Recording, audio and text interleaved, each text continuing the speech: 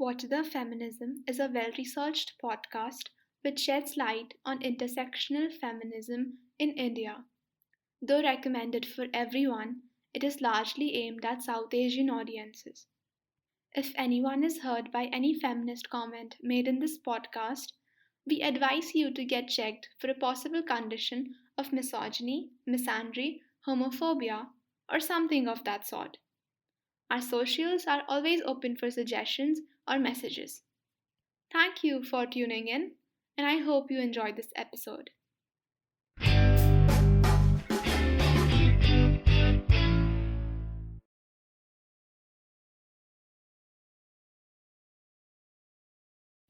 Hello, everybody, and welcome to the third episode of What the Feminism. And I know I took a long break, but in my defense, I had my exams going. But here we are, I guess. The third episode, yes. So, you might have already guessed from the title, but in this episode, we'll be discussing about education in India.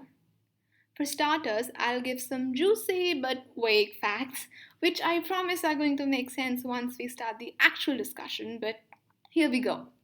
Number one, the literacy rate for the whole of India is 77.7%, according to the 2020 census. The literacy rate for Indian males is 84.7%, and the literacy rate for Indian females is 70.3%. According to the definition provided in the Indian census, literacy is defined as acquiring the skills of reading, writing, and understanding. Anyone aged 7 or above with the ability to read and write, at least in one language, is considered a literate person. Number 2.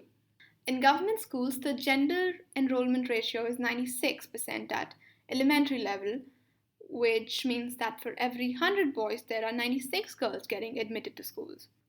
However, on reaching class 11th and 12th, this enrollment drops to 50%, which means that for every 100 boys, there are only 50 girls getting admitted to schools. Fact number 3. The dropout rate at the secondary school level is over 17%. This rate is significantly higher among boys in the secondary level, while it's the opposite in junior classes. Now, these numbers actually differ from state to state, so I'll just give out a link in the show notes. So if anyone is interested in learning about them, you can check it out. Now let's dive into the actual discussion by going a little back in time. Women had the right to education in the Vedic period, but with time they gradually lost this right. While boys were taught in open air classes around trees or on verandas, higher caste girls often sat away from the public eye. Scriptures like the Vedas were limited to male Brahmins, while women were only allowed some secondary scriptures. Basically, it was a big hierarchy of patriarchy and casteism. Years later, in the colonial era, we saw personalities like Raja Ram Mohan Roy, Ishwar Chandra Vidyasagar, Jyotibai Phule, and Savitribai Phule, who emphasized on women's education in India. And this was a very, very important time because we not only saw Indian reformers agitating for education, but also the British question mark, question mark, question mark. Actually, no. See, the British were concerned with women's education, but only for their personal gains. They built convents and missionaries, but overall the quality of the education remained poor. There were a lot of hurdles too against the government for creating schools for girls. The biggest of them was child marriage. So, to combat this, schools would often give incentives if parents sent their girls to school, incentives like clothing, food, or even money sometimes. It is similar to what the government does today, like midday meals. We'll get into that a little later in this episode. But of course, talking about female education in India is not complete without talking about people like Savitribai Phule, Fatima Sheikh, and Rajaram Mohan Roy. These people not only campaigned for education but also opposed institutions like the caste system, child marriage, and sati. In particular, Jyotibai Phule and Savitribai Phule were the pioneers of female education. They started schools for girls and relentlessly opposed the caste system. They also faced a lot of resistance. In fact, Savitri Bai often went to her school carrying an extra sari because she would be attacked by her conservative opposition with stones, dung, and verbal abuse. The couple had to move out of Jyoti Rao's father's house, but they fought against all odds. They went to live with Usman Sheikh, a friend of Jyoti Rao, and there Savitri Bai met Fatima Begum Sheikh, who is considered to be the first female Muslim teacher of India. They opened up even more schools and also started a care center for pregnant rape victims. Although we lost these eminent personalities with time, their visions and aspirations live on in every feminist.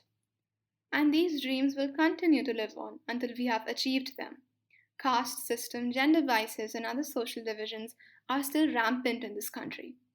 Even though the 86th Amendment of the Indian Constitution states that free and compulsory education to all children between the ages of 6 and 14 is a fundamental right of citizens, we are still far from securing this guarantee.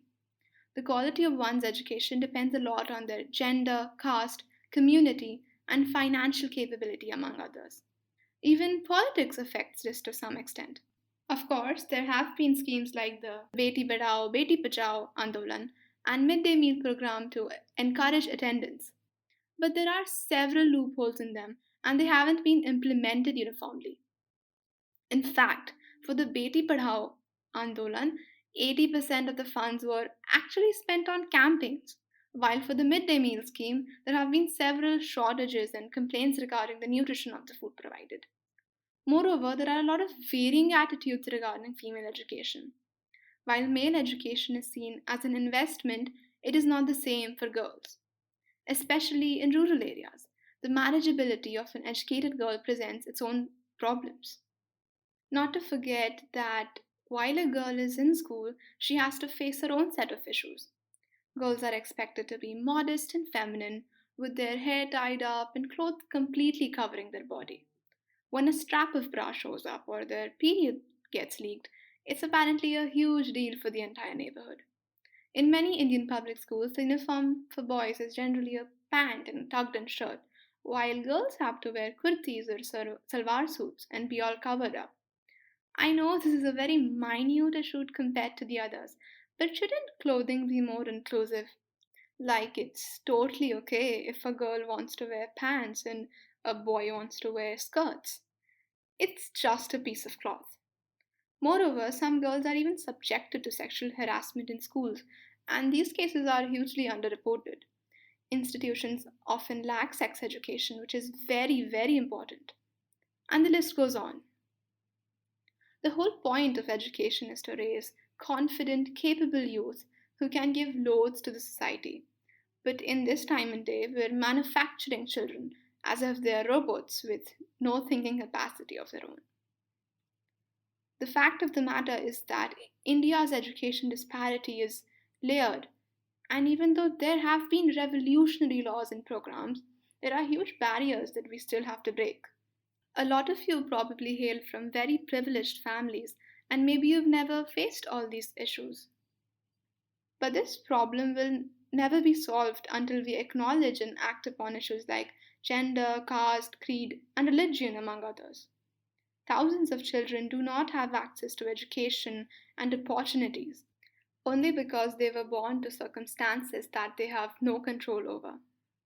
And this begs the question, if education is indeed a fundamental right, then why is it being denied to thousands and thousands of children? Alright, guys, so this is it for this episode. Frankly speaking, researching about this episode was like really enlightening and really fascinating because the material I found was like immense. It was huge. In fact, so huge that it's actually impossible to cover it in like 10 minutes or even 20 minutes, you know. So I've listed out all these articles down in the show notes. So make sure to check them out because really they're very, very interesting. Thank you so, so much for tuning in. Please leave a review. Please rate us. That would be a big, big help. We are now on Apple Podcasts too, and we'll join YouTube shortly.